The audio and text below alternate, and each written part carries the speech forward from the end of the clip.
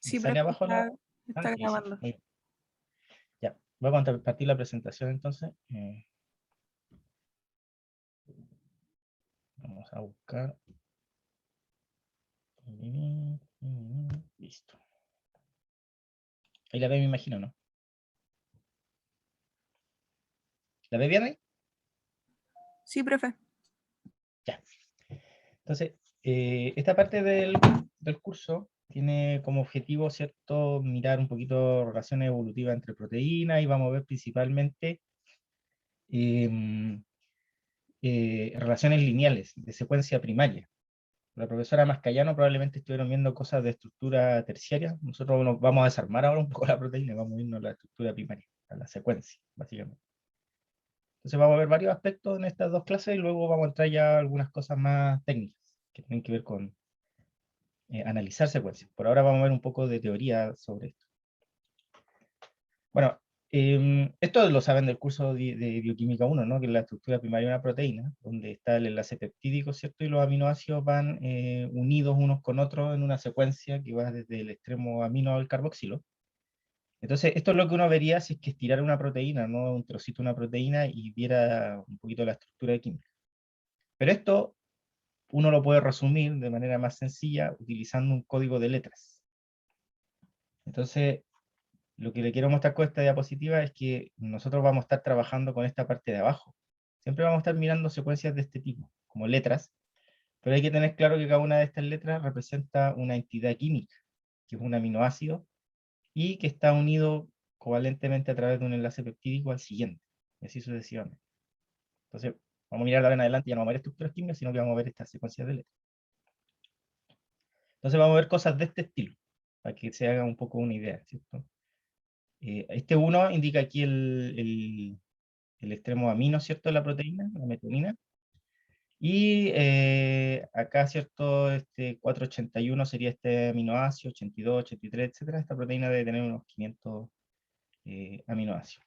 Esperamos un segundo, que como llegan tarde. Ahí sí. Ya.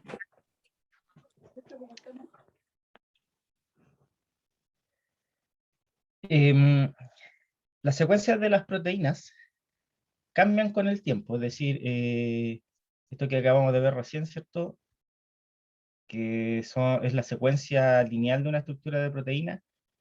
En los organismos, a medida que va pasando la evolución, estas secuencias pueden ir cambiando, y algunos de los aminoácidos que originalmente estaban aquí, si uno deja pasar mucho tiempo en la evolución, va a ver que van a ser distintos. Y la razón de ellos son los típicos fenómenos de mutaciones que se producen en el ADN. Recordemos que las proteínas proceden, la información, ¿cierto?, de la estructura de una proteína procede del ADN. Entonces en el ADN pueden ocurrir distintas cosas, que son todas mutaciones. Por ejemplo, pueden haber inserciones, o sea, pueden introducirse trocitos de ADN en algunas secuencias y eso va a cambiar, ¿cierto?, la proteína que se produce. En el ADN también pueden producirse algunas pérdidas de regiones de nucleótidos y por lo tanto también puede cambiar la proteína que se va a producir. Y también pueden haber sustituciones, es decir, puede haber nucleótidos que se pueden ir cambiando. Nosotros no vamos a ver en este curso en forma detallada los mecanismos de mutación, ¿no? Eso se ve en los cursos de molecular. Pero simplemente para que ustedes sepan por qué razón, ¿cierto?, una proteína en dos organismos relacionados va a cambiar con el tiempo, que es lo que vamos a empezar a mirar de ahora en adelante. Entonces, cuando yo tengo una proteína, ¿cierto?, en un organismo antiguo, y su descendencia a lo largo que pasa la evolución va sufriendo estas mutaciones, va a ir generando proteínas con pequeños cambios a medida que va pasando la evolución. Pero todas esas proteínas, si se fijan, tienen relación, están relacionadas entre sí. Provienen de una proteína antigua, ancestral común, y entonces a esas proteínas se les denomina, o a esas secuencias de proteínas se les denomina que son homólogas, como aparece aquí abajo donde estoy moviendo el cursor. Entonces, para que lo vean un poquito más en detalle, aquí hay, si se fijan, unos trocitos de unos 60 aminoácidos de una histona, que es una proteína que se usa que se une al ADN. Da lo mismo la proteína, este es un ejemplo. tienen histona humana, de ratón, etc. Todos estos organismos están evolutivamente relacionados, y si uno analiza las secuencias, por ejemplo, aquí arriba donde estoy moviendo el cursor está la histona humana, aquí abajo la de ratón, etc. Y si uno las compara, se da cuenta de que son muy parecidas. Por ejemplo, en la primera columna aquí todas tienen lisina, ¿no? Eso no varía. En la segunda también todos tienen lisina. Pero, por ejemplo, hay algunas regiones, como aquí donde estoy moviendo el cursor, ¿cierto? Donde hay variaciones. Y la histona de humana con la histona de ratón, por ejemplo, hay un cambio en el aminoácido. No es el mismo ahora. Lo mismo ocurre acá, ¿cierto? Donde estoy moviendo el cursor. Entonces, esto es lo que quiero decirles con proceso de evolución, donde ciertas proteínas que esencialmente ejercen la misma función, por ejemplo, en distintos organismos, van cambiando con el tiempo y se van produciendo estas pequeñas variaciones. Entonces, ¿qué es lo que significa que proteínas sean homólogas, ¿cierto? Estas que vimos aquí son homólogas, estas que estamos viendo aquí en esta comparación. ¿Qué quiere decir que dos proteínas son homólogas? La definición, por así llamarla de diccionario, sería esta. Dos secuencias son homólogas cuando derivan de un ancestro común. Es decir, esas proteínas en algún momento tienen el mismo pariente lejano o ancestro. Aquí hay un esquema donde ustedes ven, ¿cierto?, una línea de tiempo artificial, ¿cierto? Para allá el tiempo va avanzando en la dirección de esa flecha. Entonces, este es un ejemplo real, esto se sabe. Antiguamente existía una proteína, ¿cierto?, en un cierto organismo que ya no existe, ¿cierto?, nuestro ancestro, que era una globina. Por eso se llama entonces aquí globina ancestral, ¿no? Esa proteína globina sufrió aquí un proceso, si se fijan, de divergencia, dio origen a dos ramas, una va para allá y una para acá. Esta rama se ha mantenido inalterable en el tiempo y con el paso del tiempo se convirtió en la mioglobina, que es una proteína, ¿cierto?, de la sangre. La otra rama generó una hemoglobina ancestral, que a su vez en algún momento se dividió de nuevo esta rama en dos subramas, una que iba para allá, ¿cierto?, y una que iba para acá, y cada una de esas ramas dio origen a las dos subunidades de globina conocidas que tenemos los humanos, que son la alfa-globina y la beta-globina. Entonces, si se fijan, aquí arriba, en la parte alta de la jerarquía de este esquema, tenemos las proteínas actuales. Nosotros los humanos tenemos mioglobina, beta-globina y alfa-globina. Y lo que vemos hacia abajo es de dónde proceden.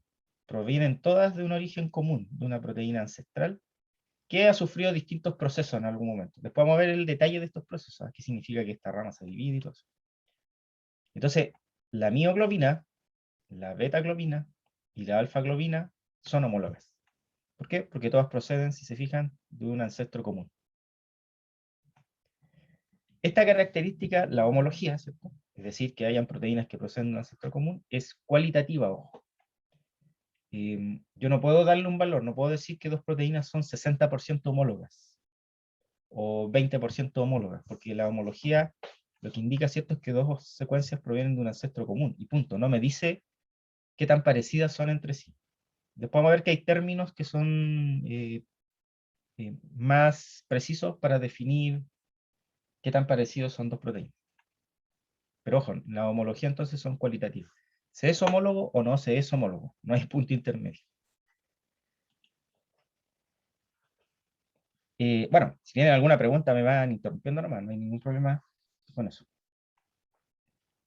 Vamos a ver ahora un poquito que las homologías, ¿cierto?, se pueden clasificar de forma más precisa. Hay tipos de homología de secuencias de proteínas.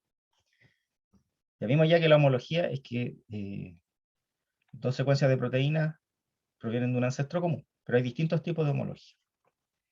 La más sencilla de todas y más fácil de entender, y que es de hecho la que yo les muestro en el ejemplo de aquí de la histona, es ese caso, corresponde a lo que se llama ortólogos. Entonces los ortólogos son un tipo de homología. Entonces, dos proteínas ortólogas son homólogas porque provienen de un ancestro común, pero tienen características bien precisas. Las características que tiene es que son secuencias que están en dos organismos diferentes. Cuando hablo de organismos, piensen en especies, por ejemplo, ¿cierto? Y por lo tanto, son originadas por un evento de especiación. ¿Qué quiere decir eso? Según la hipótesis de la evolución de la especie, ¿cierto? Por ejemplo, nosotros con el resto de los primates compartimos un ancestro común, ¿cierto? Un chimpancé o un primate ancestral, del cual provenimos todos, ¿cierto? Con el paso del tiempo, muy lentamente, ¿cierto? Esos chimpancés se fueron separando en poblaciones, ¿no? Y una población origina a los humanos y otra población origina al resto de los primates. Y en ese proceso de separación de la especie, ¿cierto? Ahí se están separando dos especies, cada una de las especies se lleva su carga genética y por lo tanto se llevan sus secuencias de ADN y sus secuencias de proteína. Entonces, en ese proceso de separación de la especie, que está aquí esquematizado con estos círculos, ¿cierto? Vamos a suponer que cada uno de estos círculos que está aquí en la figura es un organismo que es una especie distinta. Al producirse la especiación, se va junto con la especie, ¿cierto?, la secuencia correspondiente y que va a tener diferencias. Esta de aquí, ¿cierto?, va a ser distinta a la de acá, va a tener variación. Entonces, la formación de ortólogo es un proceso que ocurre con la especiación, con la separación de dos organismos en dos especies distintas. Entonces, esa es la primera característica que tiene. Y la segunda, que la tengo marcada aquí en rojo, que es como la forma más sencilla de reconocer a los ortólogos, es que retienen la misma función. Cuando una especie se separa en dos especies, se lleva cada una de ellas sus enzimas de la glicólisis, ¿cierto? Entonces yo voy a tener que la gliceraldehído 3-fosfato deshidrogenasas, por ejemplo, de una especie, se va a ir y va a sufrir cambios con una de las especies hijas, pero la otra también va a tener su propia gliceraldehído 3-fosfato deshidrogenasa que va a tener variaciones en la secuencia, van a ser un poquito distintas. Pero la función va a ser la misma, ambas van a seguir siendo la misma enzima en cada uno de sus organismos. Entonces, si ustedes se fijan, en el ejemplo que yo les mostré antes de comparación, aquí tenemos distintas especies, humano, ratón, rata, vaca, chimpancé, y tenemos las secuencias de las histonas, son todas histonas. Entonces, estas 5 proteínas que se muestran aquí, que se muestran sus secuencias, serían homólogas, y específicamente serían ortólogos, porque están en distintas especies, si se fijan, y todas son histonas, retienen la función, que es la característica, ¿cierto?, de los ortólogos. Ya, esta es muy sencilla de comprender. Vamos a ir a la siguiente, que es la más complicada, que son los parálogos. Los parálogos tienen, a diferencia del caso de los ortólogos, características que también son muy particulares. A diferencia de los ortólogos, ¿cierto?, donde uno observaba que la proteína, por ejemplo, o el gen que codifica la proteína, ¿cierto?, se iba y se especializaba, ¿cierto?, en distintos organismos, llámense especies, por ejemplo. En el caso de los parálogos, lo que uno encuentra es que hay una secuencia, ¿cierto? Hay dos secuencias que son homólogas, pero que están dentro del mismo organismo, o dentro de la misma especie. Esa es la primera característica que uno observa de un parálogo. Es decir, por ejemplo, yo tengo dos proteínas muy parecidas dentro de un humano y esas proteínas podrían ser parálogas, porque están dentro de la misma especie. Ahora, ¿cómo se generan estos parálogos? Se generan por procesos de duplicación génica. Es decir, hay varios procesos moleculares que ocurren en el ADN donde yo puedo duplicar un gen, ¿cierto? Y entonces ahora el gen duplicado me produce dos productos génicos, dos proteínas. Después vamos a hablar un poquito de esto, no en mucho detalle, pero sí voy a comentarle un poco rápidamente algunos mecanismos de duplicación génica. Más adelante. Por ahora vamos a quedar entonces de que esto se produce por duplicación génica dentro de un mismo organismo. Fíjense, aquí no hay especiación, pues está dentro del mismo organismo. Y ahora, respecto a la función, en el largo plazo, muy largo plazo, estas dos proteínas van a tener funciones distintas. A diferencia de lo que ocurría con el ortólogo, donde definíamos que la función es la misma de los ortólogos. En el caso de los parálogos, en el largo plazo, van a tener funciones distintas. Cada gen duplicado. Eso es lo que uno esperaría. Ahora, eso ocurre en el largo plazo porque así como está, aquí como está marcado en rojo, ¿cierto? Si uno lo piensa esto en una escala de tiempo muy pequeña, en el momento en que se produce una duplicación génica, supongamos que justo se produjo una duplicación génica en este momento, han pasado 2 o 3 segundos, ¿no? Uno debería pensar que las proteínas duplicadas tienen la misma función, pues, si recién se han separado. Pero lo que va a ocurrir es que con el paso del tiempo y con el paso de la evolución, y al ir cambiando las secuencias, cada una de esas proteínas va a seguir un camino distinto. No van a sufrir las mismas mutaciones a lo largo del tiempo. Y por esa razón es que uno va a observar en el largo plazo de que van a ir separando sus caminos y cada una va a ir adquiriendo una función distinta. Profe, Sí, ¿podría dar un ejemplo de genes parálogos? sí, después tengo unos más adelante, porque por ahora estoy describiendo esto, pero luego vamos a hablar un poco más en detalle de los parálogos, Ya, profe, para gracias. ver esto en detalle. Por ahora solo estoy definiéndolo, pero no se preocupe, después vienen. Ya, aquí está entonces un poco en resumen lo que hemos visto hasta ahora, ¿cierto? Estoy usando el ejemplo de las globinas, que es el más conocido de nuevo. Entonces, aquí abajo, si se fijan, en la base de este esquema está la globina ancestral, muy antigua. Y entonces, aquí si se fijan, este gen de globina ancestral produjo el gen de alfa globina y produjo el gen de beta globina. Este evento se supone que es una duplicación génica. ¿Por qué razón? Porque todos los organismos o todas las especies tienen tanto alfa como beta globina. Los humanos, por ejemplo, tenemos alfa y beta globina. Si se fijan, somos la misma especie los humanos y dentro tenemos dos proteínas que están relacionadas entre sí. Y además, si se fijan, una es alfa y la otra es beta. No vamos a entrar en el detalle de eso, pero cada una de ellas tiene una función distinta. Entonces se cumple lo que dice aquí, ¿cierto? De que son parálogos, que se generaron por un evento de duplicación génica dentro de un organismo y que en el largo plazo adquirieron nuevas funciones. Eso es lo que había ocurrido, ¿cierto? Con la globina alfa y la globina beta. Entonces se supone, en la historia de las globinas, ¿cierto? De que en un organismo ancestral se produjo esta duplicación génica, donde ese organismo ancestral ahora tiene las dos globinas y esas se especializaron, y que luego, con el paso del tiempo, este organismo ancestral se fue especiando, es decir, fue separándose en especies. Y por ejemplo, aquí se separó un ratón, se separó la rana, ¿cierto? Se separó el pollo, etc. Y eso ocurre entonces para todas las proteínas que tienen en esos organismos. Entonces, si se fijan, ahora el ratón tiene una alfa globina, pero también tiene una beta globina, el pollo tiene una alfa globina, también tiene una beta globina, la rana, los humanos, etc. Entonces, con este esquema, uno puede entonces rápidamente determinar quiénes son parálogos aquí y quiénes son ortólogos. Si se fijan, todas las betas entre sí, beta, beta y beta, las beta globinas, son ortólogos porque mantienen la función, son todas beta globinas y están en distintas especies. Se originan por eventos de especiación. Todas las alfa, igual, son ortólogos porque están en distintas especies y todas mantienen la misma función. Pero todas las alfa, con todas las beta que están acá, son parálogos porque se originan por un evento de duplicación génica. Este evento de duplicación génica es antiguo, ¿no? No ocurre en el ratón, sino que ocurrió mucho antes, pero cuando uno traza la línea, siempre llega a que la alfa y la beta se originan en este punto, donde estoy moviendo el cursor. Por lo tanto, hay un evento de duplicación génica, y por lo tanto, y tienen distintas funciones, ¿cierto? Unos son alfa y otros son beta. Por lo tanto, la alfa globina de ratón con la beta globina de pollo son parálogos. La alfa globina de ratón con la beta globina de rana son parálogos. La alfa globina de ratón con la beta globina de ratón son parálogos. Así sucesivamente.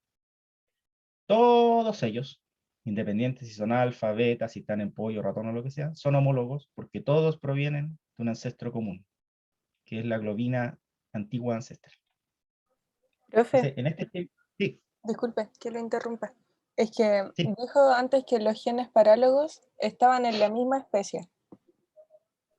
sí. Entonces, la alfa de ratón y la beta de pollo no serían parálogos. Ah, sí. Lo que pasa es que sí, la definición es muy así como, ¿cierto?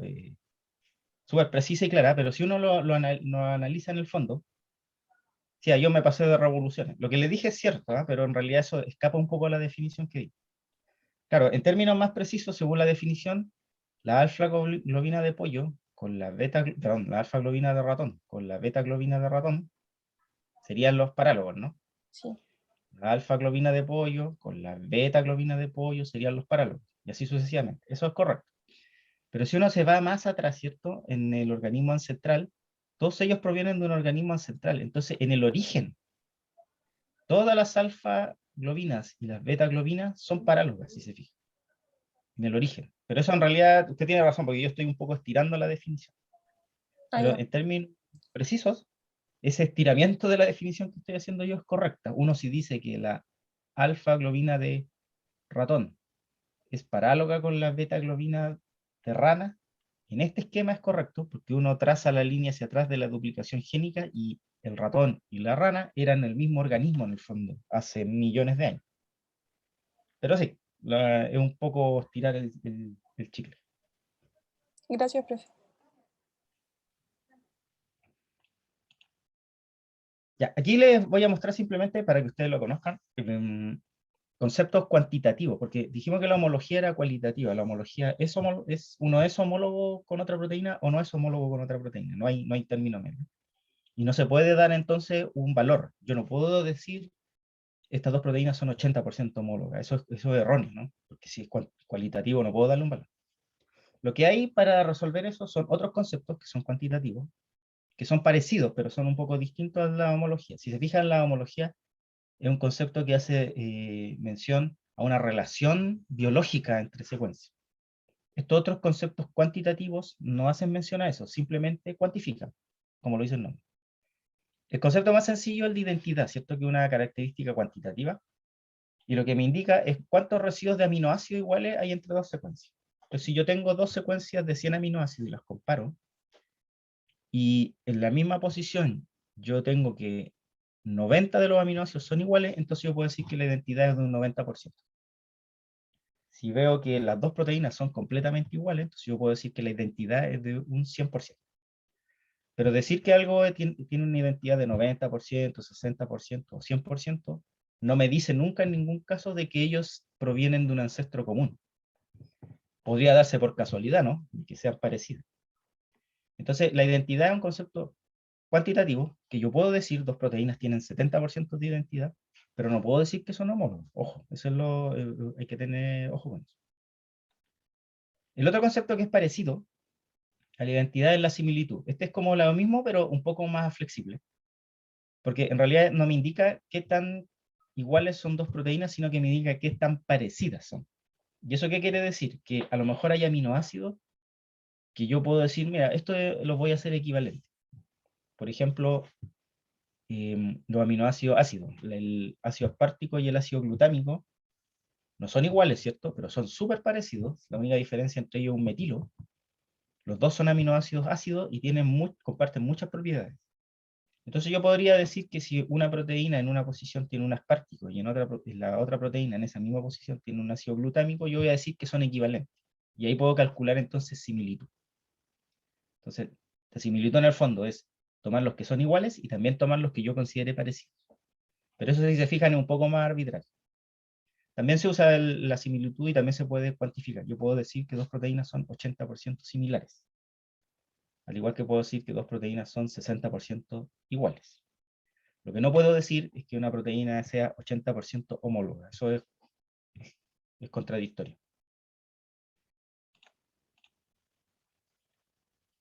Ya, vamos a entrar entonces un poquito ya a la función de proteína y qué efecto tiene esto, ¿cierto? De que en la evolución hayan ido cambiando las proteínas respecto a la función. Aquí hay comparaciones, ¿cierto? Entre la mioglobina, la alfa-globina, perdón, y la beta-globina. Se están comparando las posiciones de los aminoácidos de sus secuencias. Y uno ve inmediatamente que hay regiones donde se mantienen muy conservadas los aminoácidos, que son todas esas que están marcadas, ¿cierto?, con color azul, o que están marcados con los cuadros rosados. Indican la misma cosa, indican que en esas regiones casi no hay variación. Y también vemos, ¿cierto?, otras regiones donde hay variación, y vemos otras regiones, por ejemplo, donde hay proteínas que han perdido, por ejemplo, aquí donde estoy pasando el cursor, proteínas que han perdido algunos aminoácidos, etc. Pero, ¿qué es lo relevante de esto entonces? Que si uno supone que dos proteínas provienen de un ancestro común, es decir, provienen de la misma proteína, y que a lo largo del tiempo han ido cambiando, uno supondría que proteínas que son muy parecidas tendrían secuencias parecidas. No hay ninguna razón para pensar que dos proteínas que tengan la misma estructura lineal vayan a tener funciones distintas. Entonces, una de las primeras consecuencias de esto es que yo puedo relacionar proteínas, incluso asignando una función hipotética sin hacer ningún experimento, simplemente mirando qué tan parecido es esa proteína a otra que conozco. Vamos a ver después cómo se puede hacer eso, porque eso es una cosa súper útil para los bioquímicos, ¿cierto? Que podíamos analizar el producto de un gen, de un organismo muy poco estudiado, y si nosotros vemos de que esa secuencia proteica se parece a la secuencia de la NADPH reductasa, ¿cierto? Yo podría decir, mira, esta es una reductasa en una de esas, sin haber hecho ningún experimento, simplemente mirando el parecido. Entonces, la primera consecuencia de esto, de la evolución de proteínas en la función, es que uno debiera esperar que proteínas que tengan funciones similares debieran tener secuencias similares, o viceversa, como quieran decirlo. Proteínas con secuencias similares debieran tener funciones similares. Esa es la primera cosa que uno debiera esperar.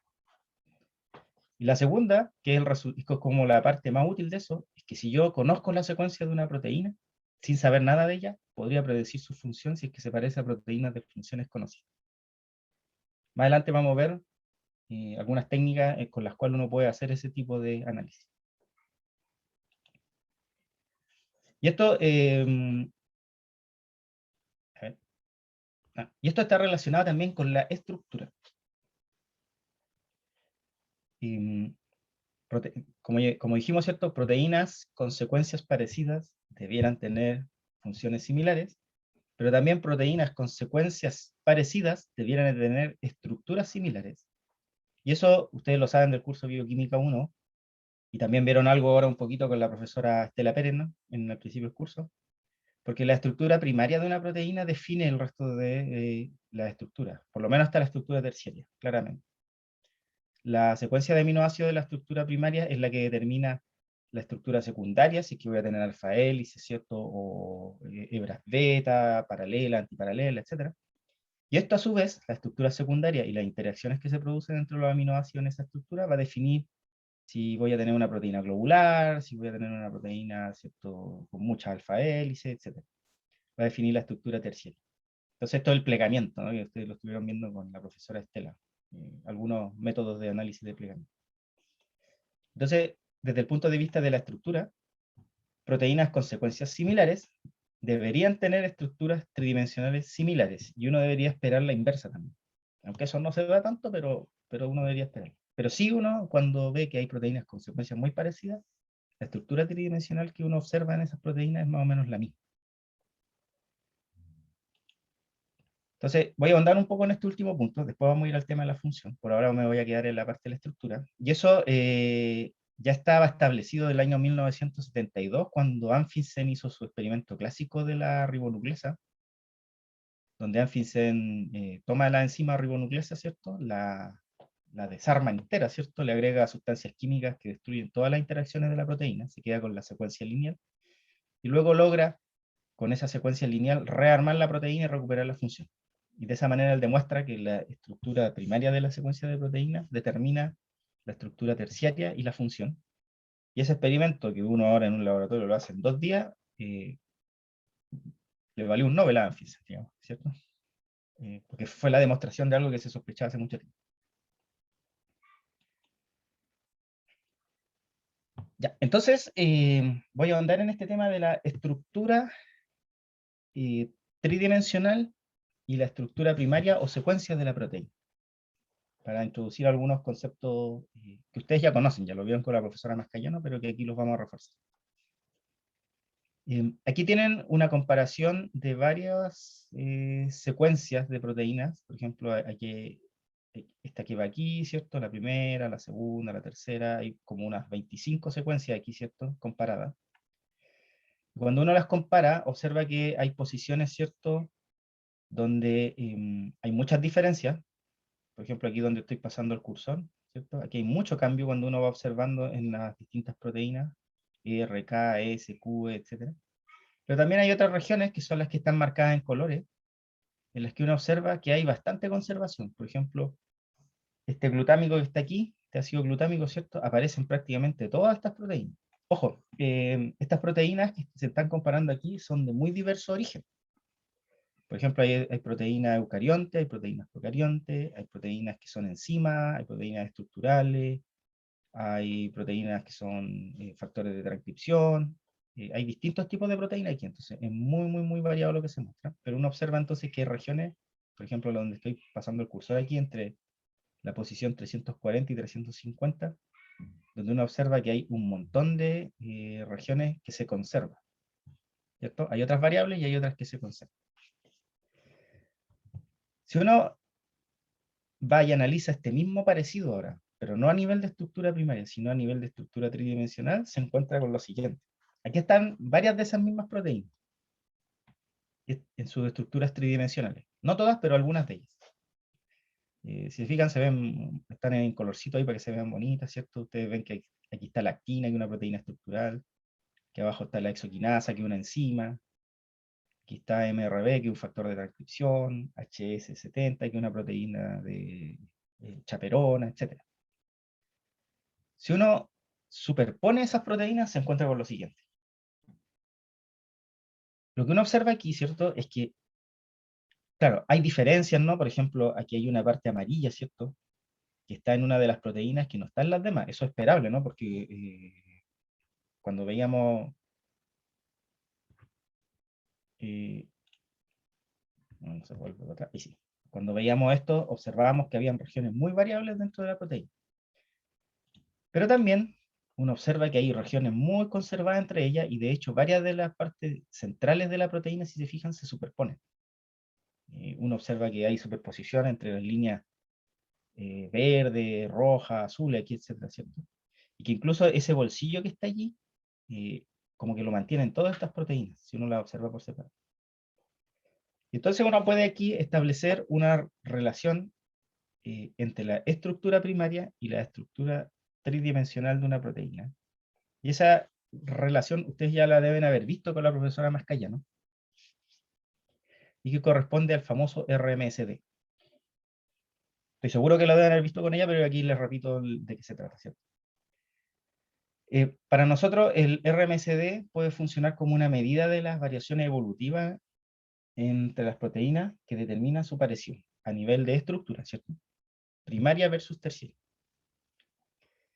Ustedes ya saben lo que es el RMSD, ¿cierto? Que es la distancia cuadrática o la desviación estándar, por así llamarlo, ¿cierto? Entre los carbonos alfa de los aminoácidos cuando son superpuestos en el espacio. Entonces, a menor RMSD, el parecido estructural entre dos proteínas es mayor. ¿Y qué es lo que uno observa cuando compara estructuras primarias de proteínas con estructuras terciarias medidas como RMSD? Lo que uno observa es como lo que se esperaría, ¿no? Lo que es medio obvio, ¿no? Fíjense aquí abajo, en este gráfico, está la identidad de aminoácidos entre dos proteínas. Cada uno de estos puntos negros que está en el gráfico representa la comparación de dos proteínas. Entonces, aquí tenemos proteínas completamente iguales, aquí donde está el 100. Fíjense que el gráfico está al revés, ¿no? En vez de partir el 0 aquí, se hizo al revés, aquí parte el 100. Y a medida que vamos moviendo aquí, por donde voy moviendo el cursor, a medida que vamos moviendo en esta línea, el parecido de la secuencia va disminuyendo. Me dio como identidad, ¿cierto? Entonces tenemos aquí secuencias con 100% identidad, 90, 80, 70, etc., hasta llegar a 0% identidad. Y luego en el otro eje tenemos la medida del RMSD, que ya sabemos que mientras más grande sea el RMSD, la estructura tridimensional de dos proteínas es más distinta. Mientras más pequeño sea el RMSD, la estructura tridimensional de esas proteínas es más parecida. Y lo que uno observa aquí es lo esperado, ¿cierto? Que es como un poquito obvio. Mientras más parecida sea la secuencia, es decir, mientras más nos acerquemos a este 100% de aquí abajo, de identidad, más parecido es la estructura tridimensional, más bajo es el RMSD. A medida que me voy moviendo hacia proteínas más distintas y las voy comparando, si se fijan, se va haciendo el RMSD mucho, mucho, mucho más alto, lo cual va indicando que la estructura tridimensional de esa proteína se está haciendo muy distinta. Entonces esto se puede medir en el fondo, lo que acabamos de ver. Ya. vamos a ver un poquito sobre algunas cosas que son interesantes, porque luego lo podemos relacionar con la función. Y podemos relacionarlo también con el tema de los ortólogos y parálogos que vimos un rato. Y que tiene que ver con que se han observado restricciones en la evolución de las proteínas, de acuerdo a su tipo de homología.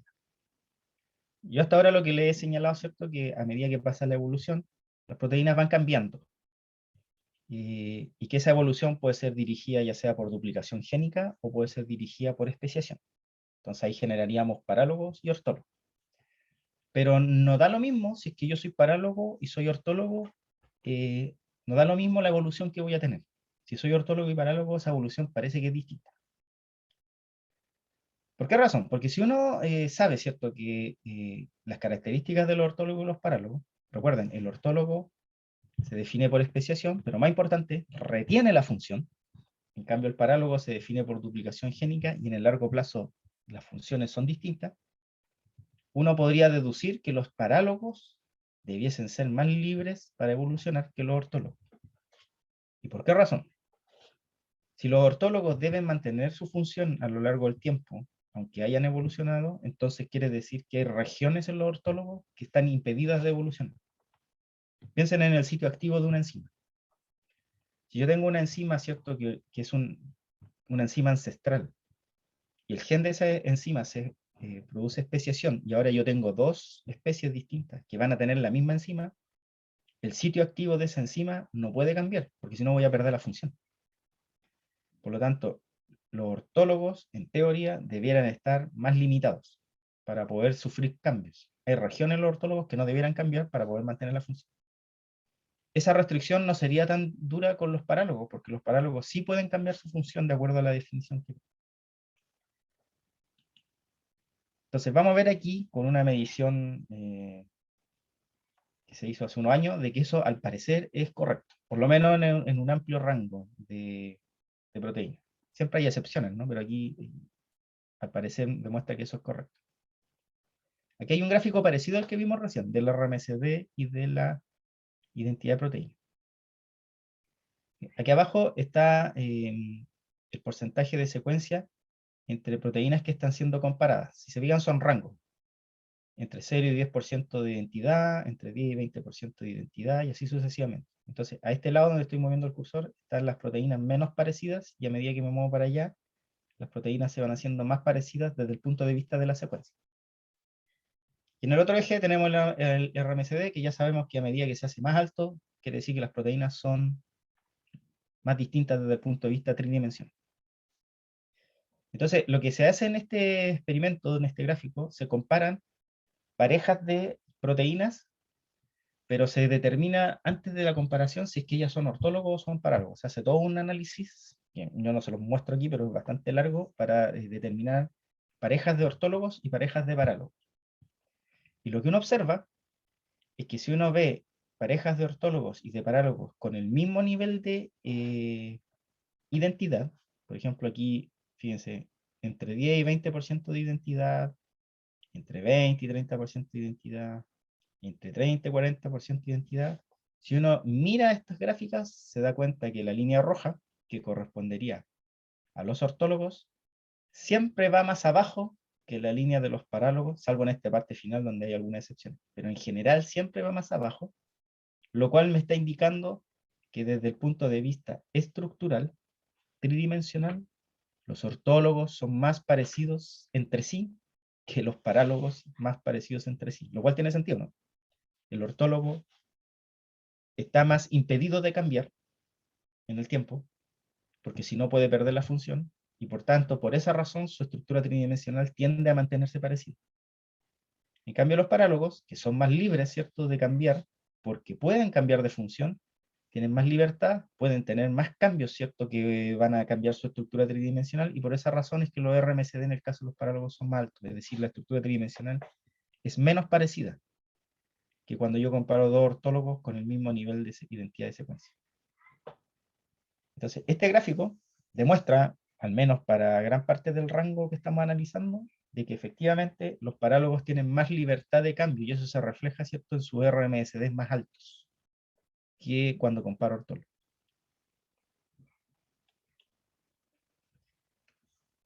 Ya, para concluir esta parte entonces,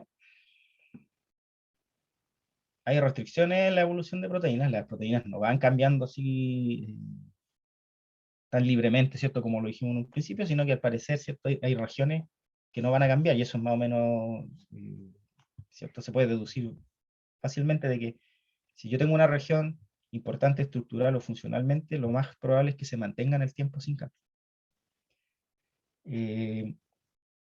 Que proteínas que debieran adquirir nuevas funciones, como los parálogos, ¿cierto? Serían más libres de evolucionar. Y como les había dicho hace un rato, más adelante yo voy a volver a este tema de los parálogos para verlo un poquito más en detalle.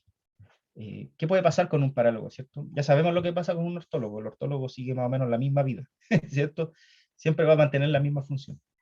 Lo interesante es ver qué va a pasar con el parálogo, porque el parálogo es el que tiene más posibilidades y las vamos a ver luego más adelante en detalle.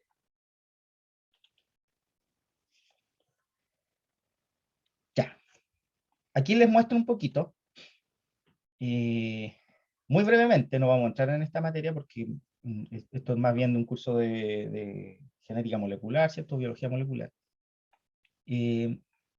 ¿Cómo se producen parálogos dentro de las células, ¿cierto? Porque los eventos de especiación, uno más o menos lo entiende, ¿cierto? Hay muchas cosas que uno no sabe, pero uno sabe, ¿cierto?, de que hay especies antiguas que generaron a las especies modernas. Nosotros mismos provenimos, todos los primates, ¿cierto?, de un mono original, ¿cierto? Eso se sabe.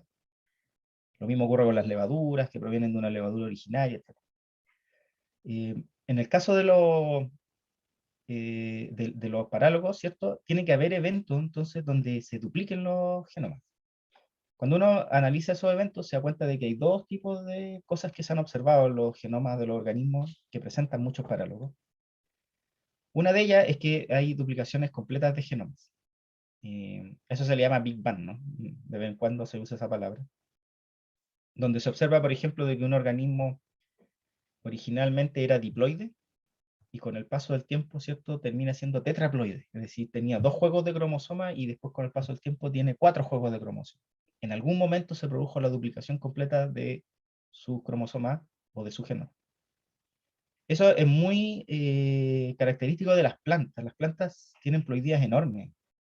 Por ejemplo, el trigo es hexaploide, tiene 6 juegos de cromosomas, ¿no? No está muy claro por qué necesita tanto cromosoma el trigo, digamos, pero bueno, eso es lo que se ha observado, o la Arabidopsis thaliana, que es una plantita muy pequeñita que hay en los campos, es tetraploide, por ejemplo.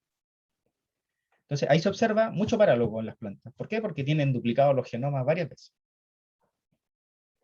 Lo otro que se ha observado son duplicaciones a pequeña escala, que es lo que aparentemente va ocurriendo de forma más continua en la evolución, y que quiere decir que hay regiones del genoma que se duplican. Por distintos eventos moleculares, yo puedo tener ¿cierto?, un trocito de ADN donde por alguna razón, ¿cierto?, se duplica, ¿cierto?, y ese trocito de ADN ahora aparece en otra región, en otro cromosoma. Y de esa manera logro entonces duplicar una pequeña región ahora, 1, 2, 3 genes. Eso es más o menos lo que se ve, ¿cierto?, que hay las dos cosas. Hay duplicaciones a gran escala de genomas completos y también hay duplicaciones de pequeñas regiones. Ahora, independiente de dónde venga esto, si es que se duplica a gran escala o se duplica en pequeña escala, ¿qué va a pasar con ese duplicado? ¿Cuál es el destino que puede tener ese duplicado, ese parálogo? Y se ha visto que ese duplicado puede tener por lo menos 3 destinos que son los más comunes. Hay otras cosas muy raras que pueden pasar, yo no las voy a mostrar aquí. Si usted va después a la literatura o internet y busca, se va a dar cuenta de que pueden haber otros caminos. Pero en general son 3 los caminos que uno podría observar de un duplicado o de un parálogo, ¿cierto? Un camino que es muy común es lo que se denomina la formación de un pseudogen. ¿Qué quiere decir eso? Que el duplicado se duplica de tal forma que no es funcional. Se duplica de forma incompleta, se duplica y recombina y pierde una región importante, o se duplica solo la región codificante y no se duplica el promotor, ¿cierto? Etcétera, y por lo tanto se produce una copia que no tiene ningún destino, que no es funcional, no se expresa en el fondo. Esa copia, que no tiene ni un destino, que podríamos llamarlo así un gen basura, ¿no?, se va a ir perdiendo con el tiempo, y eso es lo que se denomina un pseudogen. Hay muchos pseudogenes humanos, por ejemplo, duplicados, ¿cierto?, de genes que quedaron allí y que nunca produjeron ningún producto útil. Entonces, un camino muy común de la duplicación génica es que se pierda, que no se puede hacer, que no se obtenga nada de ello. En aquellos casos en que la duplicación sí genera un producto génico funcional, se pueden dar dos casos. Se puede dar el caso de una neofuncionalización, es decir, el duplicado adquiere una nueva función, o se puede dar el caso de una subfuncionalización, que es que el duplicado provenga de un gen que tenga varias funciones y ahora cada uno de los copias se especializa en una función. Estos son los dos casos más comunes de duplicados que generan productos funcionales. Vamos a ver entonces ahora un par de ejemplos de ello. Hay varios ejemplos de neofuncionalización en la naturaleza. Yo aquí les cuento uno común, ¿cierto? Que se encuentra por ahí más o menos, en distintos lugares, pero hay varios. Recuerden entonces que la neofuncionalización es que el parálogo, es decir, el gen duplicado, adquiere una nueva función. Hay un caso súper extremo en algunos peces de la Antártida. Los peces de la Antártida viven a temperaturas muy bajas y tienen proteínas anticongelantes para evitar congelarse, ¿no? en las aguas de la Antártida. Esos peces antárticos tienen esas proteínas anticongelantes que se originaron de una enzima. Los peces antárticos tenían una enzima denominada ácido ciálico sintasa.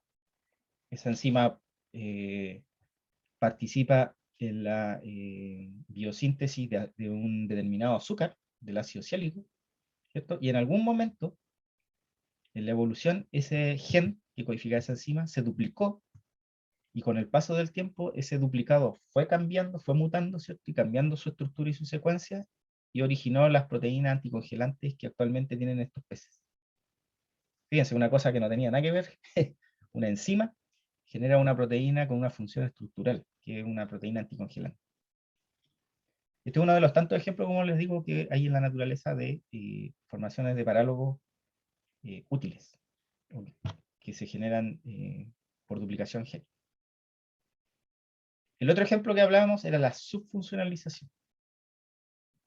Este es un caso particular y normalmente se da cuando el gen original, el parálogo original, por así llamarlo, ¿cierto? Cuando era la copia única, contenía dos o más funciones. En la naturaleza hay varias proteínas que tienen más de una función. ¿Cierto? Que pueden hacer varias cosas distintas, el mismo polipéptido.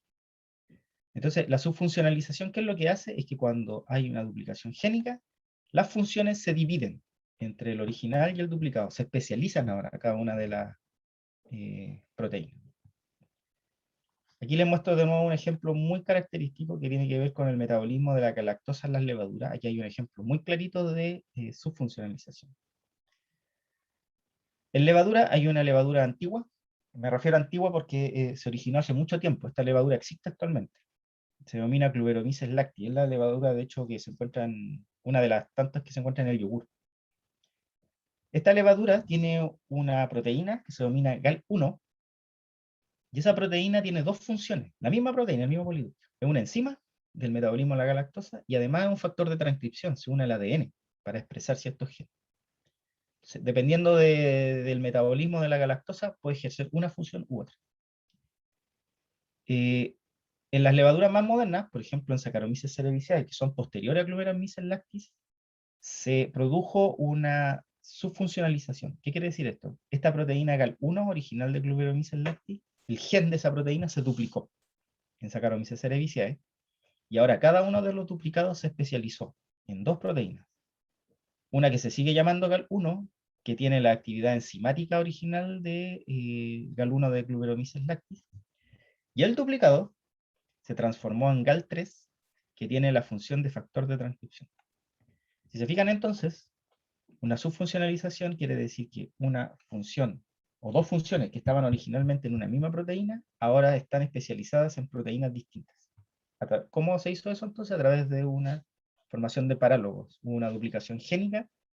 Tengo ahora dos copias del gen y cada una de ellas entonces se especializa. Uno se especializó en enzima y el otro se especializó en factor de transcripción. Esos son los derroteros que puede seguir un gen cuando sufre una duplicación génica. Neofuncionalizarse o subfuncionalizarse o pseudogenizarse, que ahí no vimos ningún ejemplo porque en realidad se pierde el gen, el duplicado. Ya, para terminar, voy a mostrarles... no, mejor lo vamos a dejar hasta aquí porque aquí partimos con otra cosa.